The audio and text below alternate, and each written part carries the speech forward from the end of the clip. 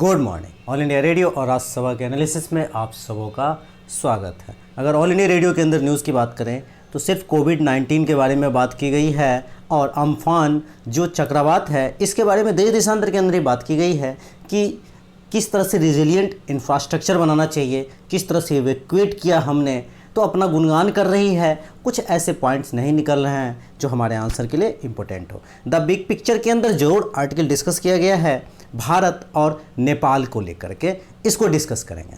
अब देखो यहाँ पर क्या है कि असल में ऐसा हो क्यों रहा है, यहाँ पर नेपाल भारत का किस तरह से हो रहा है। तो बाउंड्री डिस्प्यूट, देखो नेपाल में बाउंड्री डिस्प्यूट और भारत का डिस्प्यूट 98% नॉर्मली सॉल्व हो चुका है। सिर्फ दो ही जगह है, देखो जैसे ये भारत और ये नेपाल है मान लो, तो ये नेपाल कुछ इस तरह का है, तो यहाँ पर एक सुस्ता करके जगह है SUSTA, और इस जगह पे कहीं आप मान के चलो कि यहाँ पर लिपू लेक है। तो लिपू लेक जाने के 3 रास्ते होते हैं, एक तो नाथुला के जरिए सिक्किम के द्वारा, एक काठमांडू के जरिए, तीसरा लिपू लेक। अब लिपू लेक में हुआ क्या है, यहाँ पर इनॉग्रेशन किया है रोड के लिए, ताकि रोड बनाने के लिए, मतलब कुल मिलाकर के रास्ता थोड़ा आसान हो जाएगा।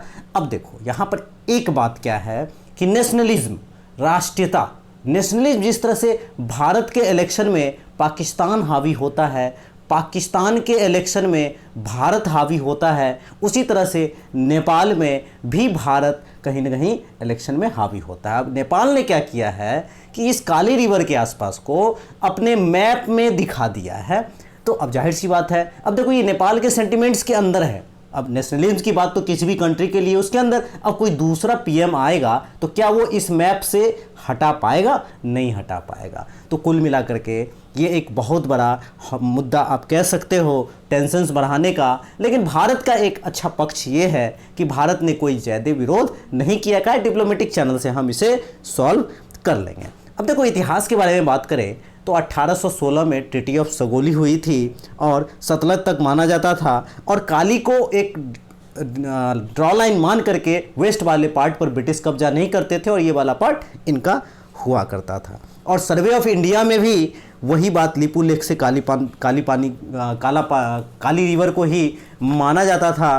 तो यहाँ पर जिस तरह की बात अभी हो रही है, तो यहाँ पर एकदम नॉर्मल बात यही कहा जाए, वही सारी बातें यहाँ लिखी हुई है। 2015 में भी टेंशन्स देखा था हमने कि किस तरह से जो है भारत और नेपाल के बीच टेंशन्स हुआ था और ब्लॉकेड लगे थे। हालांकि कहीं ना कहीं इसमें चाइना फैक्टर भी आप कह सकते हो, चाइना का एडवांटेजेस भी कर सकते हो। और जिस तरह का शब्द इस्तेमाल किया है नेपाल ने कि ये कोरोना वायरस से भी ज़्यादा खतरनाक भारत का वायरस है ये जो अभी इसको लेकर के कहा है, तो ये शब्द कहीं ना कहीं सही नहीं है। अब इंगेजमेंट करके फॉरेन सेक्रेटरीट की सहायता से इस इशू को बैठ करके सुलझाना होगा भारत को, और both sides put an in the rhetoric we should bond on our strengthen through shaping perception and improve people to people contacts. Cultural ties है हमारे, बॉर्डर एक दूसरे से लगता है। अब नॉर्मल डिस्प्यूट तो आप जानते ही हो कि यहाँ के मधेसी को भी लेकर के होता रहता है। जिस तरह से इसने बाउंड्री को इस तरह से डिफ़ाइन किया है, जबकि भारत का कंसर्न था इस तरह से बाउंड्री को डिफ़ाइन करना। तो ऐसे बातें नॉर्मल होता है। लेकिन इंटरनेशनल रिलेशन के अंदर देखो भारत का जो रुख है, अब जैसे आर्बिट्रेशन कोर्ट ऑफ इंडिया है, तो भारत ने बहुत सारी बांग्लादेश के साथ हमारा ट्रेड प्रॉब्लम था, तो भारत ने बांग्लादेश के पक्ष में, मतलब आर्बिट्रेशन ऑफ कोर्ट ने बांग्लादेश के पक्ष में दिया, बांग्लादेश के पक्ष में, लेकिन असल में होना चाहिए था भारत। तो भारत भी पड़ोसी मुल्कों के साथ इंगेज करके काम करता है, तो हमें अपने पड़ोसी का ख्याल तो रखना ही पड़ेगा। तो आज के डिस्कशन में इतना ही था। Thank you.